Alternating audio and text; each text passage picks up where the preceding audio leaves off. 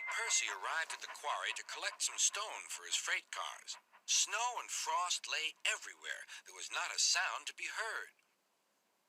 Percy ventured further. He found Mavis, the new diesel engine, resting in the shelter of some rocks. "Cheer up, Mavis," he whistled. Mavis was still remembering the trouble she'd had with cars. "Manager says I don't listen to advice. He says I've no business jauntering down Toby's line. Toby's a fusspot." "Toby has forgotten more about freight cars than you will ever know," replied Percy.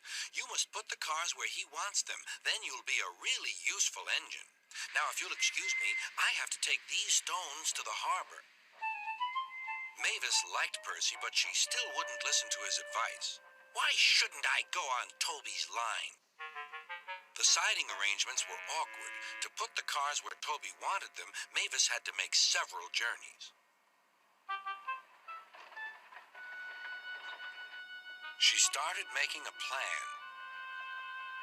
"If we used the teeniest bit of Toby's line," she said to her driver, "we would save all this bother." Her driver, suspecting nothing, allowed them to go as far as the first level crossing.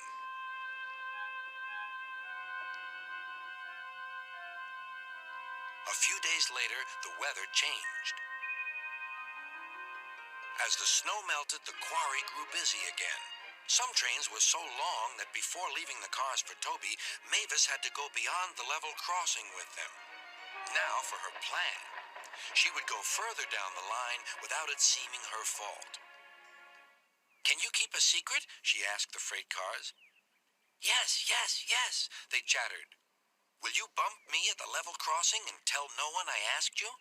The cars promised. But while Mavis was away, Toby arrived. He decided to shunt the cars himself. The cars decided to bump him anyway. They reached the level crossing and Toby's brakes came on. This was the signal for the freight cars. On, they yelled. Toby was away, with the cars screaming and yelling behind him. No one realized that melted snow had turned a stream ahead into a torrent, and the bridge above it was about to collapse.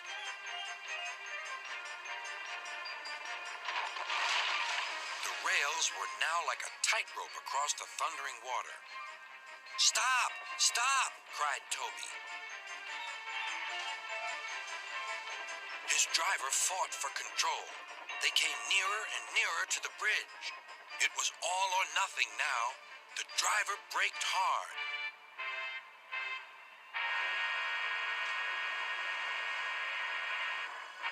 Toby stopped, still on the rails, but with his wheels treading the tightrope over the abyss.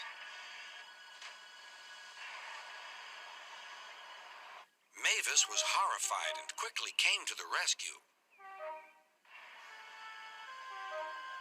Workmen anchored Toby with ropes while she pulled the freight cars away. Then she helped Toby to safety.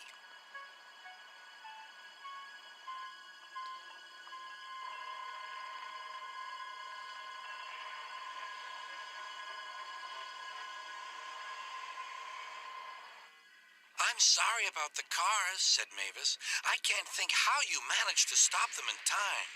"Oh, well," said Toby, "my driver told me about circus people who walk tightropes, but I just didn't fancy doing it myself." Later, Sir Topham Hatt arrived. "A very smart piece of work," he said.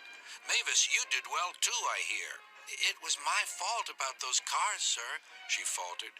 "But if I could..." "Could what?" "Come down the line sometimes, sir. Toby says he'll show me what to do." "Certainly," replied Sir Topham Hatt, "if your manager agrees." And so it was arranged. Now Mavis is as happy as can be, and Sir Topham Hatt thinks she's really useful indeed.